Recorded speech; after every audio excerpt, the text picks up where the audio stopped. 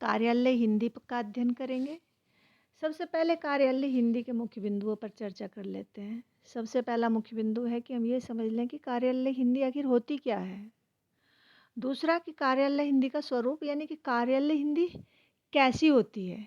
पहला, कार्यालय हिंदी का अर्थ क्या है, क्या होती है कार्यालय हिंदी, और दूसरा कैसी होती है कार्यालय हिंदी। तीसरा, कार्यालय हिंदी की विशेषताएं क्या हैं, कैसी होती है लेकिन उसकी विशेषताएं फिर हम अलग से देख सकते हैं। चौथा, कार्यालय हिंदी और सामान्य हिंदी यानी कि हमारी जो बोलचाल की रोज़मर्रा की हिंदी होती है उसमें क्या अंतर होता है। पांचवा, कार्यालय हिंदी का उद्देश्य क्या होता है। और छठा, कार्यालय हिंदी में या कार्यालय हिंदी की निकटतम भविष्य में क्या संभावनाएं हैं।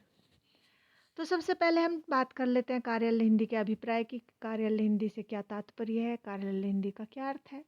तो कार्यालय हिंदी हिंदी का वो रूप है जिसका प्रयोग सरकारी, अर्ध सरकारी, निजी कार्यालयों के दैनिक कार्यकाज में किया जाता है। हिंदी के जो विभिन्न रूप हैं, जैसे हमारी 5 उपभाषाएं हैं, 18 बोलियां हैं हिंदी की, तो जो ये हिंदी के विभिन्न रूप हैं या हिंदी में जो हमारी 18 बोलियां हैं उनका जो विभिन्न रूप है, कार्यालय हिंदी में वो प्रयोग नहीं होता बल्कि उससे अलग प्रयोग होता है। और अलग कैसा होता है कि जो कार्यालय हिंदी में प्रयोग होता है भाषा का, हिंदी भाषा का, वो पूरी तरह मानक होती है और उसमें पारिभाषिक शब्दों का ही प्रयोग किया जाता है। चूँकि कार्यालय एक प्रशासनिक इकाई होती है जहाँ देश की आर्थिक, राजनीतिक, सुरक्षात्मक, शैक्षणिक, सामाजिक, साहित्यिक आदि अनेक प्रकार की कार्यवाहियाँ की संचालित होती हैं, बहुत सारी कार्यविधियाँ वहाँ होती हैं। और जो ये कार्य विधियों का जो कार्यवाही की जाती है उनका जो एक वृत्त विवरण यानी कि उनका जो पूरा विवरण हमें लेखा जोखा जो रखना होता है जिन पन्नों में, उनको कहते हैं कार्यालय साहित्य।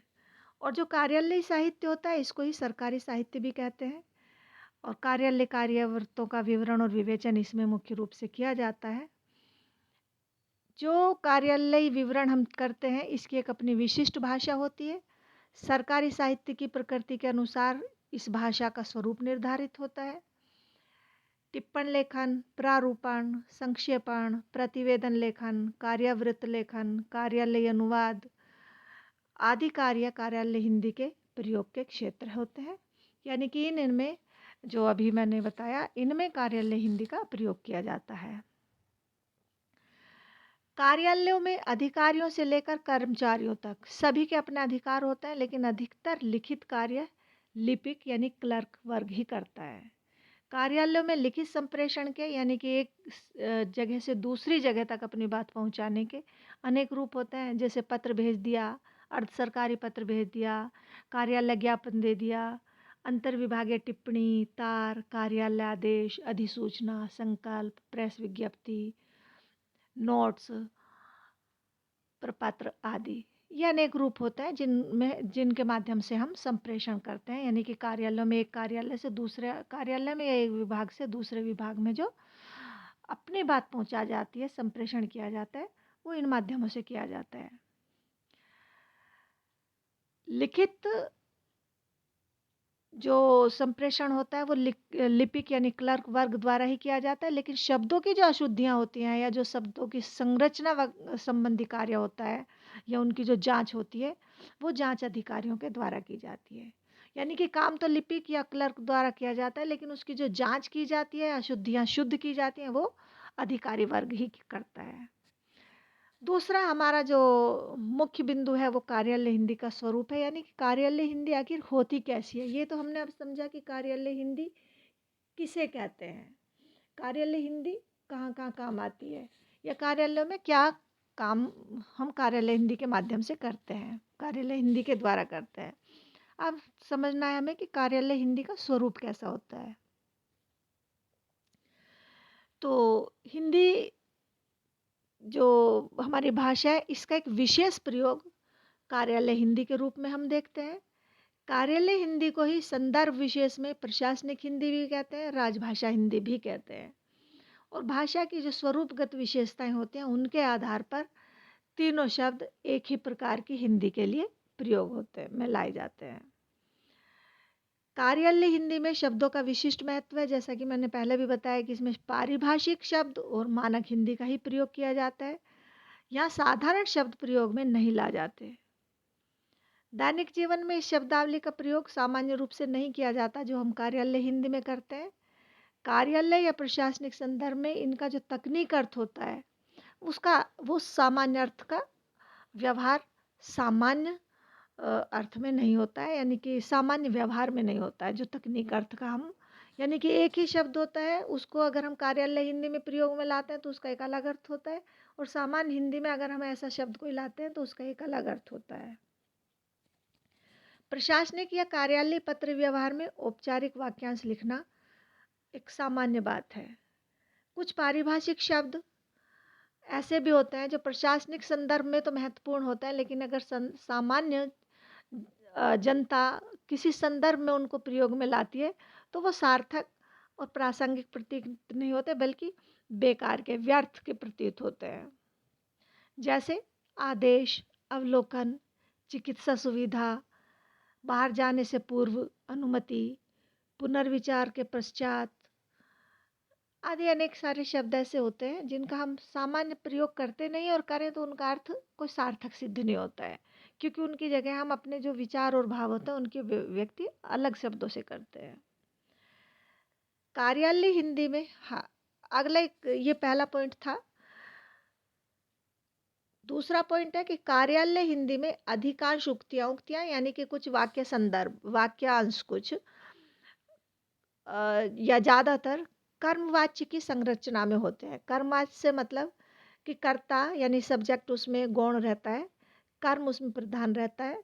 जैसे दिए जा रहे हैं, स्वीकृति दी जा सकती है, स्थगित कर दिया गया, की गई है।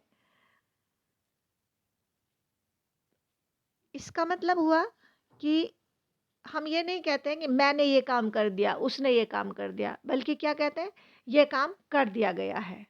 यानी कि हम कर्म को महत्व देते हैं। जो हमारी क्रिया होती है वो कर्म पर आधारित रहती है, कर्ता पर आधारित नहीं रहती है। तीसरा नंबर है हमारा कि कार्यालय हिंदी में औपचारिकता का निर्वाह किया जाता है। जैसे परिवार में या समाज में हम किसी से बात करते समय औपचारिकता का निर्वाह करते हैं स्तर भेद के आधार पर, यानी कि अगर हमारे बड़े हैं तो हम उन्हें अलग ढंग से बात करते हैं, बराबर के हैं तो अलग ढंग से बात करते हैं, छोटे हैं तो अलग ढंग से करते हैं। ठीक उसी तरह से औपचारिकता का निर्वाह कार्यालय हिंदी में भी किया जाता है। शिष्टाचार और भाषा का मानकीकरण विशेष रूप से ध्यान रखने के लिए वहाँ पर रहता है, और फिर औपचारिकता का निर्वाह किया जाता है।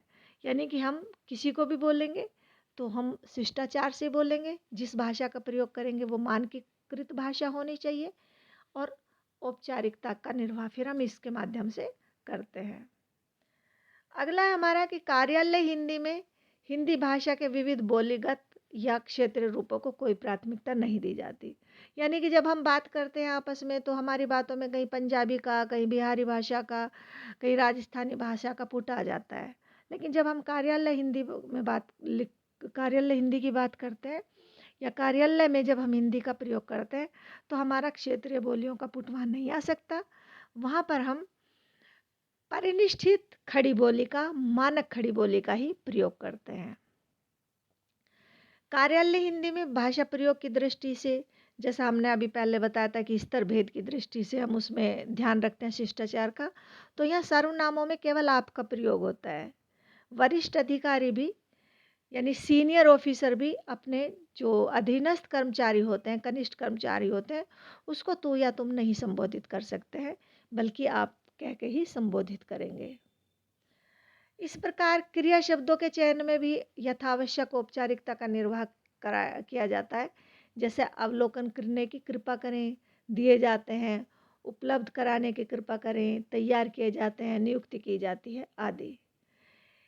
अब अगर हम देखते हैं तो कार्यालय हिंदी के स्वरूप में हम मुख्य रूप से किन किन बातों का ध्यान में रखते हैं।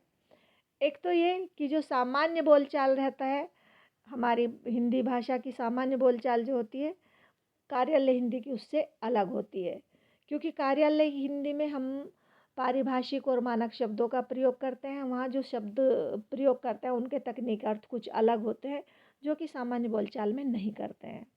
नंबर 2, वहाँ पर औपचारिक वाक्यांश सामान्य बात है। कुछ पारिभाषिक शब्दों को लेकर हमें वहाँ औपचारिक वाक्यांश लिखने ही होते हैं। तीसरा था कि वहाँ कर्मवाच्य का प्रयोग किया जाता है कार्यालय हिंदी में, जबकि जब हम आम तौर से बात करते हैं तो हम कहते हैं मैंने ये काम कर दिया, लेकिन जब हम कार्यालय हिंदी की बात करेंगे तो वहाँ मैंने ये काम कर दिया नहीं लिखेंगे, बल्कि ये काम कर दिया गया है। किसने किया? क्योंकि वहाँ व्यक्तिगत कुछ भी नहीं होता है, सब कुछ निर्वैयक्तिक होता है। चौथा था हमारा कि वहाँ औपचारिकता का निर्वाह किया जाता है और शिष्टाचार का निर्वाह किया जाता है। छोटे अधीनस्थ कर्मचारियों को भी वहाँ तू या तुम नहीं कह सकते, आप ही कहेंगे और मानक भाषा का ही प्रयोग करेंगे। और अगला हमारा ये था कि जो भी हमारे क्रिया शब्द होते हैं उनका चयन भी औपचारिकता का निर्वाह करने के साथ ही किया जाता है। जैसे अवलोकन करने की कृपा करें, यानी कि हम आदेश देते हैं लेकिन आदेश देने के साथ भी हम कृपा करें, ऐसे शब्द हमें लिखने होते हैं जो शिष्टाचार के भी होते हैं, औपचारिकता के भी होते हैं। अगला हमारा बिंदु है कार्यालय हिंदी का क्षेत्र क्या है, यानी कि कौन कौन से वो क्षेत्र हैं जहाँ पर हम कार्यालय हिंदी का प्रयोग करते हैं।